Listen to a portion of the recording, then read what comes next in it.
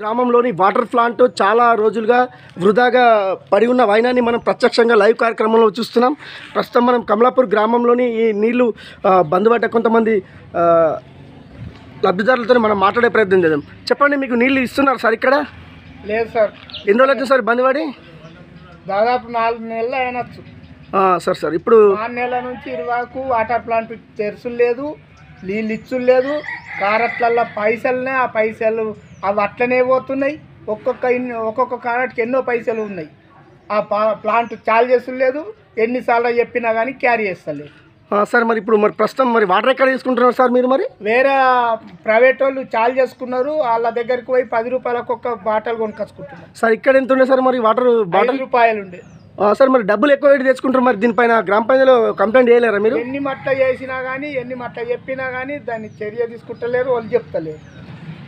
Okay, మరి ఇప్పుడు ఏం కావాలనుకుంటున్నారు పరిష్కారం? ఇది చాలు కావాలనుకుంటున్నారు. ఓకే, గవర్నమెంట్ ఇచ్చింది చాలా. అయితే ఇది 5 రూపాయల కాడికి 10 రూపాయలు ఆడ డబ్బులు పెట్టుకుంటున్నది. 5 రూపాయల కాడికి కావాలని కోరుకుంటున్నాను. ఓకే.